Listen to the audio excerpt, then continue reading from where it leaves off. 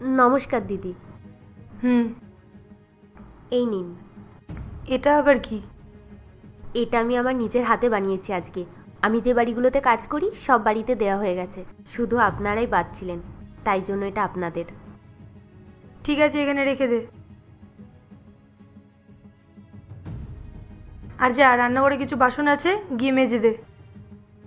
ঠিক আছে।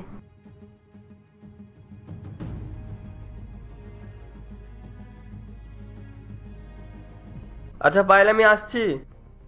আচ্ছা, তুমি অফিস যাচ্ছ তো? এটাকে নিয়ে যাও। যাওয়ার পথে কোনো ভিখারিকে বা কোনো কুকুরকে দিয়ে দেবে। কেন, কি আছে এতে?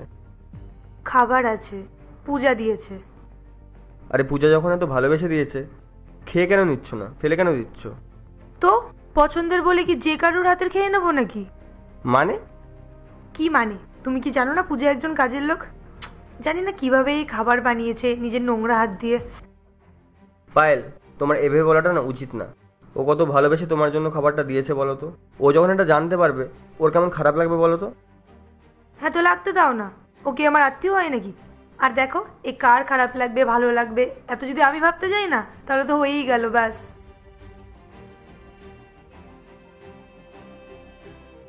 আর শোনো, তুমি এটা রাস্তায় ফেলতে ভুলে যেও না।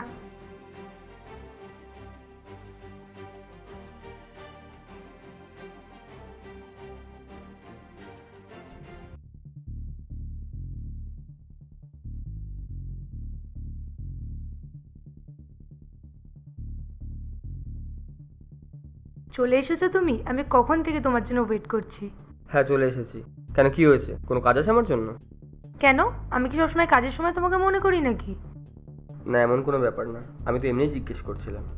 আচ্ছা, আজকে না আমি তোমার জন্য তোমার সব থেকে ফেভারিট ডিশটা বানিয়েছি। তুমি ঝটপট হাত মুখ ধুয়ে নাও, আমি এক্ষুনি তোমার জন্য খাবার নিয়ে আসছি। দেখো, আজ আমি খাবার খেয়ে এসেছি বাইরে থেকে অফিস কালিগদের সাথে, তো আজকে আমি আর খাবো না। কি? তুমি বাইরে থেকে খাবার খেয়ে এসেছো? তাহলে অন্তত আমাকে একবার ইনফর্মটা করতে পারতে।